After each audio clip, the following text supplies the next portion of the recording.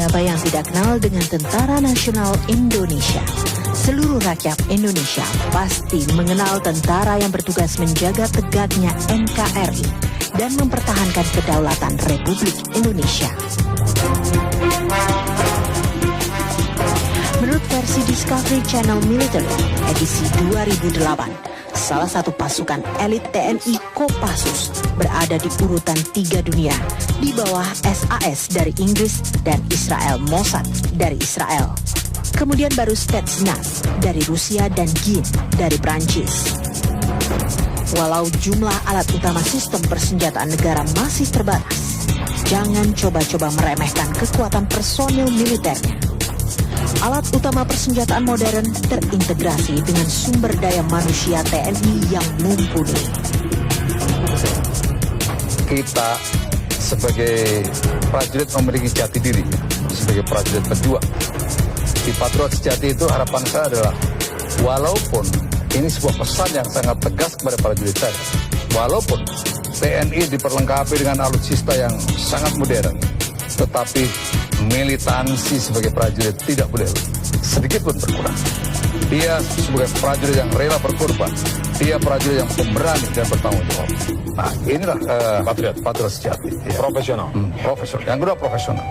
Nah, kita akan menghadapi alutsista yang seperti ini, maka jangan lupa man behind the gun. Seberapa canggihnya alat itu, kalau manusia di belakang alutsista itu tidak mumpuni, maka senjata itu tidak bisa digunakan. Untuk itu, profesional sebuah tuntutan agar masing-masing prajurit menyiapkan dirinya dengan sebaik-baiknya untuk menghadapi alutsista yang baru itu.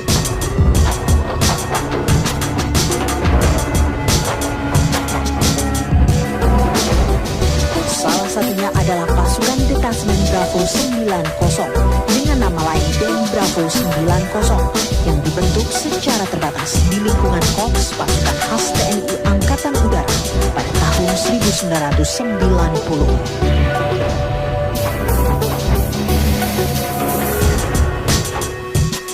Satu orang kekuatan tempur TNI Den Bravo 90 digadang sebanding dengan 5 kekuatan prajurit TNI dan merupakan pasukan khusus pertama Indonesia yang menguasai ilmu bela diri STEMA yang merupakan ciri khas dari pasukan elit Rusia.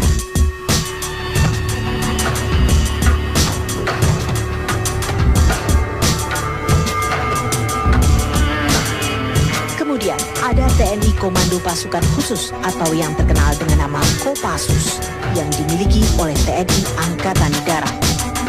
Dalam perjalanan sejarahnya, Kopassus berhasil mengukuhkan keberadaannya sebagai pasukan khusus yang mampu menangani tugas-tugas berat seperti penumpasan DITII, penumpasan G30 SPKI, dan berbagai operasi lainnya.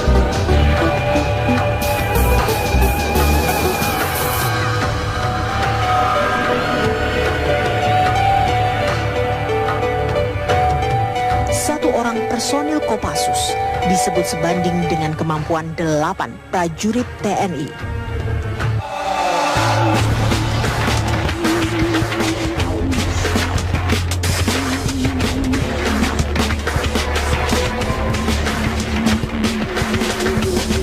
Ada juga satuan Detasemen 81 Bultor yang khusus menangani anti-teror. Satuan ini berada di Cijantung, Jakarta Timur dan bervisi misi tidak diketahui, tidak terdengar, dan tidak terlihat.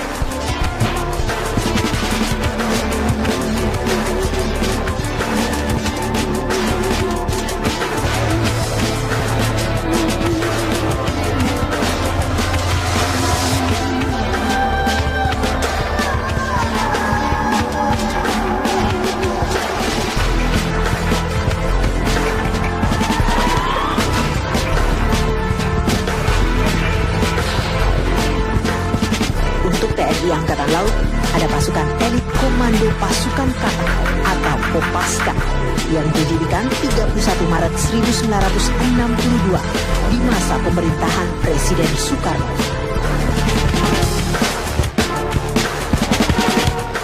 Tugas utama Kopaska adalah menyerbu kapal dan pangkalan musuh, menghancurkan instalasi bawah air, penyelamatan penginapan perebutan pantai, dan operasi pendaratan kekuatan amfibi. Kopaska juga dilengkapi peralatan canggih bawah air dan satu pelatihannya adalah berenang tanpa henti melewati Selat Sunda sejauh 30 km.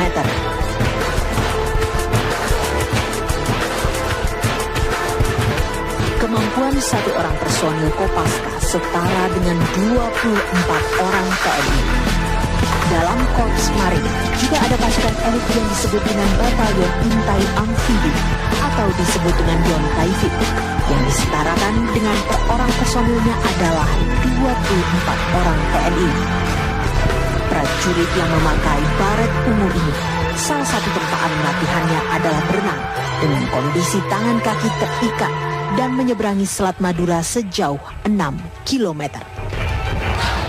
Tidak hanya itu, TNI juga memiliki pasukan elit yang satu orang personil sebanding dengan kemampuan 120 orang prajurit TNI.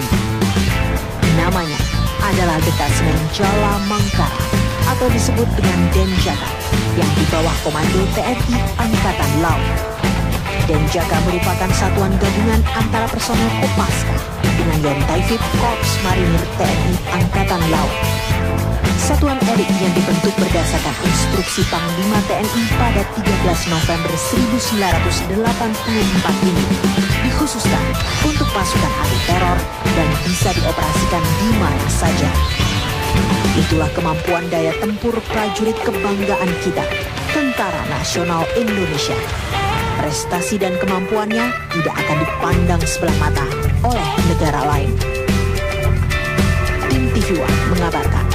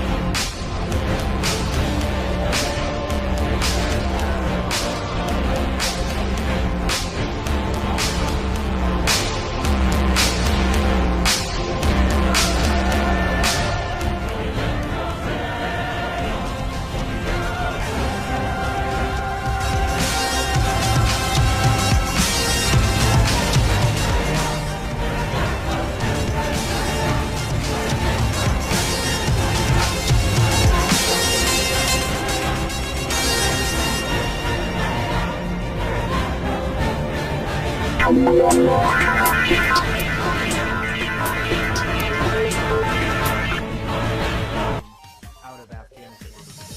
One of the most mighty armies on the earth was winning in Afghanistan until the CIA began supplying Stinger missiles to the Mujahideen.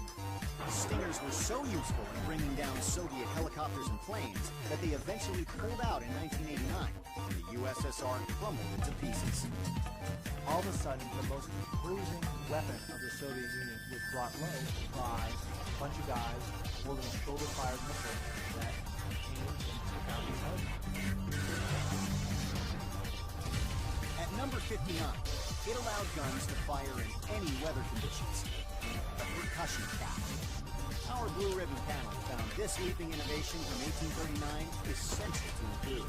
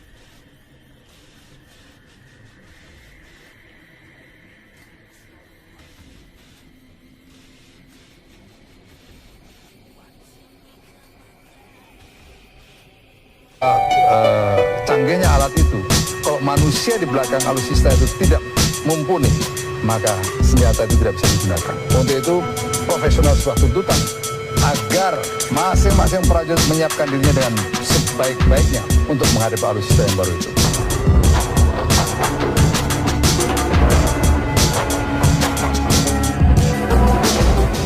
Salah satunya adalah pasukan Detasmen Bravo 90 dengan nama lain Den Bravo 90 yang dibentuk secara terbatas di lingkungan Korps Pasukan Khas TNI Angkatan Udara pada tahun 1990.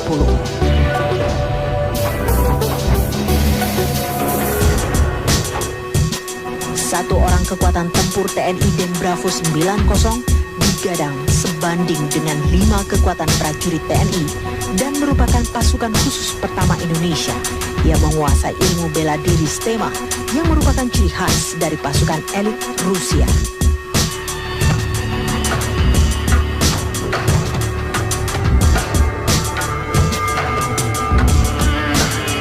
Kemudian ada TNI Komando Pasukan Khusus atau yang terkenal dengan nama Kopassus yang dimiliki oleh TNI Angkatan Darat.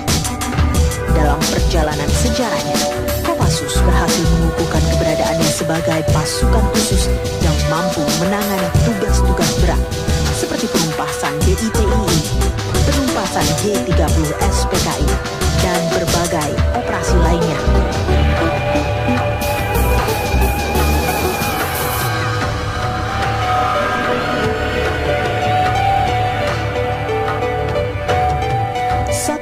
Personil Kopassus disebut sebanding dengan kemampuan 8 prajurit TNI.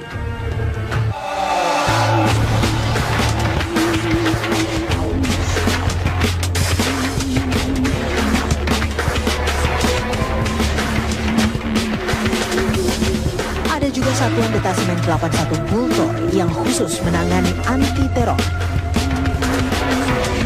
Satuan ini berada di Cijantung, Jakarta Timur.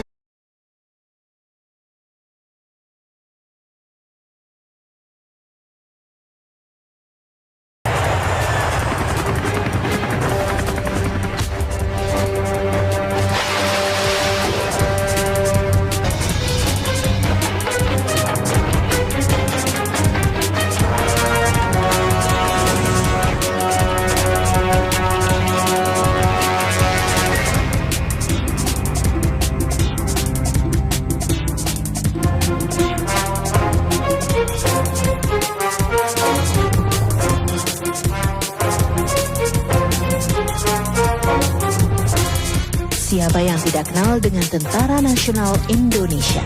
Seluruh rakyat Indonesia pasti mengenal tentara yang bertugas menjaga tegaknya NKRI dan mempertahankan kedaulatan Republik Indonesia. Menurut versi Discovery Channel Military edisi 2008, salah satu pasukan elit TNI Kopassus berada di urutan 3 dunia di bawah SAS dari Inggris dan Israel Mossad dari Israel. Kemudian baru Spetsnaz dari Rusia dan GIN dari Prancis. Walau jumlah alat utama sistem persenjataan negara masih terbatas, jangan coba-coba meremehkan kekuatan personil militernya. Alat utama persenjataan modern terintegrasi dengan sumber daya manusia TNI yang mumpuni. Kita sebagai prajurit memiliki jati diri, sebagai prajurit berjuang. Di Patriot Sejati itu harapan saya adalah, walaupun ini sebuah pesan yang sangat tegas kepada prajurit saya, walaupun TNI diperlengkapi dengan alutsista yang sangat modern, tetapi militansi sebagai prajurit tidak boleh sedikit pun berkurang. Dia sebagai prajurit yang rela berkorban, dia prajurit yang pemberani dan bertanggung jawab. Nah, inilah Patriot Sejati. Ya. Profesional. Profesional. Yang kedua profesional. Nah, kita akan menghadapi alutsista yang seperti ini, maka jangan lupa man behind the gun. Seberapa Jaga merupakan satuan gabungan antara personel Kopaska dengan Yontaifib Korps Marinir TNI Angkatan Laut. Satuan elit yang dibentuk berdasarkan instruksi Panglima TNI pada 13 November 1984 ini dikhususkan untuk pasukan anti teror dan bisa dioperasikan di mana saja. Itulah kemampuan daya tempur prajurit kebanggaan kita, Tentara Nasional Indonesia. Prestasi dan kemampuannya tidak akan dipandang sebelah mata oleh negara lain. Tim TV One mengabarkan.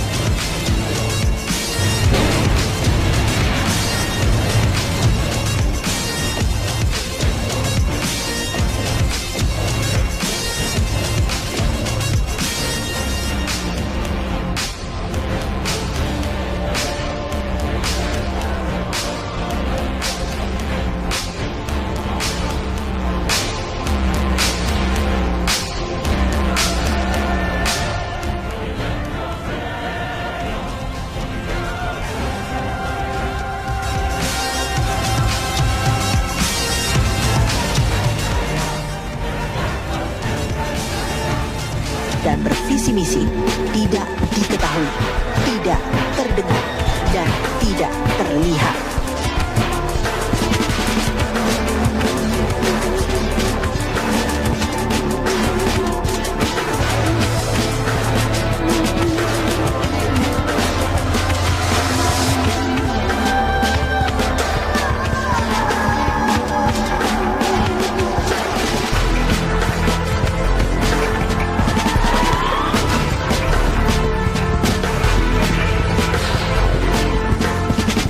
TNI Angkatan Laut ada pasukan elit Komando Pasukan Kata atau Kopaska yang didirikan 31 Maret 1962 di masa pemerintahan Presiden Soekarno.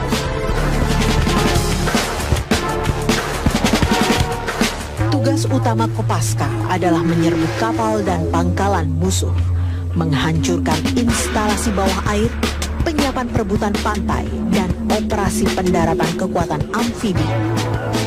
Kopaska juga dilengkapi peralatan canggih bawah air dan satu pelatihannya adalah berenang tanpa henti melewati Selat Sunda sejauh 30 km.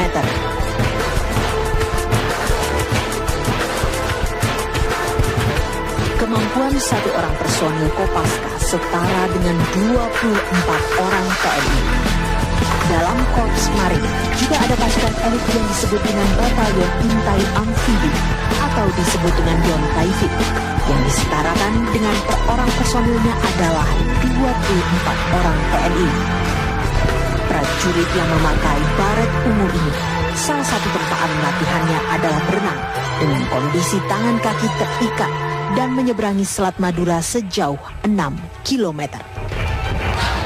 Tidak hanya itu, TNI juga memiliki pasukan elit yang satu orang personil sebanding dengan kemampuan 120 orang prajurit TNI. Namanya adalah Detasemen Jala Mangkara atau disebut dengan Denjaka yang di bawah komando TNI Angkatan Laut.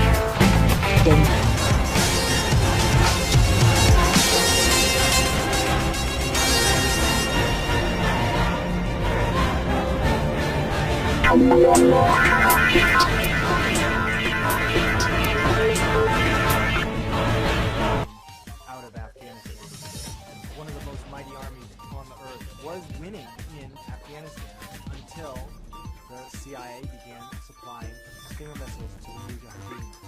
Stingers were so useful in bringing down Soviet helicopters and planes that they eventually pulled out in 1989, and the USSR crumbled into pieces.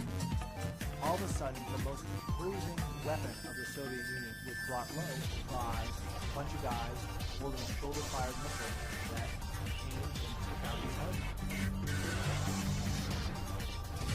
At number 59, it allowed guns to fire in any weather conditions. The percussion cap.